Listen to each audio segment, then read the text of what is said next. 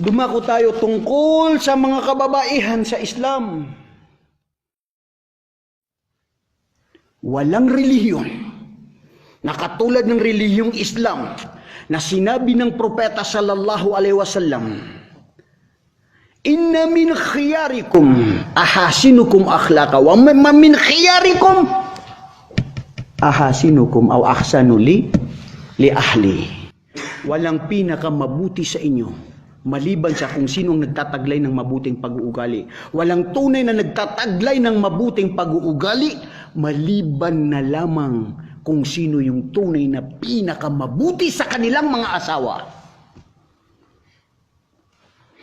Ibang reliyon sinusuntok, sinasampal ang kanilang mga asawa. Sa atin sa Islam, bawal. Pati yung pagsalita na masasaktan ng babae, bawal. Haram. Nilikha ng babae sa tadyang ni Adan, dito kinuha sa gusok ng isang tao. Bakit? Malapit sa puso. Minamahal, nirerespeto. At ikaw kapatid ko na kababaihan sa Islam, hindi dahil nag-asawa si asawa mo ng 2, 3, hindi kanya mahal. Mahal ka pa rin niya. Nangyari lang na nagkataon lang na nakapag-asawa ng 2, 3, 4 kasi yun ang guhit ng palad. Yun ang kagustuhan ng Allah sa kanya. Qadar, babaguhin mo ba ang qadar? At ito rin ang sasabihin natin sa mga kababaihan ng mga kamusliman na nagsasabi na parang hindi sila pabor o hindi nila gusto itong batas ng Allah na pwede mag-asawa ang lalaki ng 2, 3, 4. Wallahi, ito ay haram sa inyo. Huwag sana magkaroon sa puso nyo na hindi nyo yan gusto. O kinasusuklaman ninyo dahil parang alalaong baga na ayaw nyo ng batas ng Allah. May paraan kung bakit ikaw dapat mag-asawa ng 2, 3, 4 kung kinakailangan at kung kaya mo. Kung hindi mo kaya, fawahidatan. Isa lang sabi ng Allah, tama na yun. Nangangailangan ka lang ng 2, 3, 4 kung sobra-sobra, kung kinakailangan, kung hindi ka magkaanak doon sa asawa mo. Kung hindi bagay ang pamumuhay ninyo, hindi na talaga kayo magkakasundo. O di kaya pag lumalapit ka sa kanya, hindi kayo pwede mag-sex kasi nasasaktan siya. Kasi makakasama sa kabuhayan niya, makakasama sa health niya. Ito yung mga paraan, practically, dalilul akli na pwede ka mag-asawa. Man in nature, playboy, mga kapatid, ipinanganak tayo na mga kalalakihan, maski gaano kaganda ang asawa mo, wallahi ang mata naghahanap pa rin na mas maganda at mayroon pa, hindi napupuno yan. Kaya kung gusto mo, na ikaw ay manatili ang asawa mo sa'yo, pakitunguhan mo ng mabuting pag-uugali.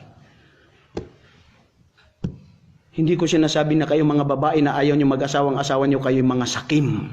Nasa sa inyo yan. Basta ito ang batas ng ating tagapaglikha. Wallahi, so tignan nyo sa Islam.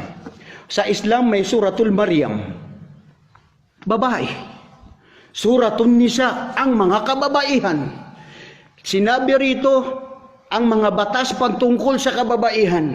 Paano sila pakitunguhan? Wa ashiruhunna bil ma'ruf. Pakitunguhan nyo sila ng mabuti. Sabi ng Allah, sino ang mga babae? At maswerte kayo ng mga kababaihan sa Islam dahil hindi obligado sa inyo na pakainin nyo ang asawa nyo at pakainin ang inyong mga anak. Dahil obligado ng ama na siya ang magpakain, magpadamit sa inyo, alagaan kayo, protektahan kayo. Kayo na mga babae, hindi. Inaalagaan kayo. Mahal kayo dapat lang sa bahay. Protektahan nyo, alagaan nyo ang asawa nyo at inyong mga anak.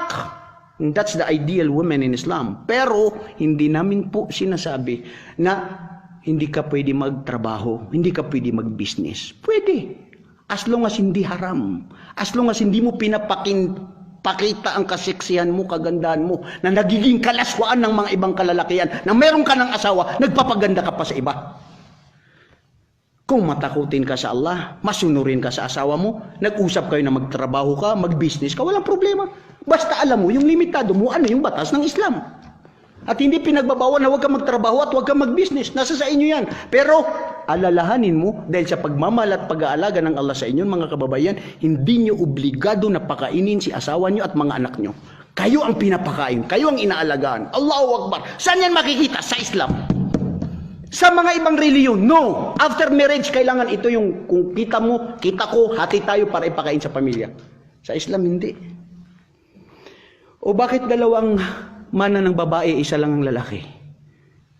Kasi ang babae, pag namatay na ang kanilang mga magulang, obligasyon ng lalaki na kapatid ng lalaki na alagaan ng kanyang kapatid na babae na hindi pa nakapag-asawa. Bakit bakit isa lang sa babae? Dahil ang babae pag pinakasalan siya, mayroon siyang makukuhang duri. Mayroon siyang makukuhang regalo mula sa kanyang asawa. Maliit man o gaano man ito kalaki. Ang lalaki pag nag-asawa walang duri, siya ang magbibigay ng duri. Siya pa ang magkukulang. Practical, alam ng Allah yun. Yun ang dapat. Ngayon, i-question mo pa, bakit ang mga babae, isa lang, kayong mga lalaki, dalawa? Kapatid ko sa Islam na babae, kukwestiyonin mo, you will ask the God's law. Ito yung gusto ng iyong Panginoon.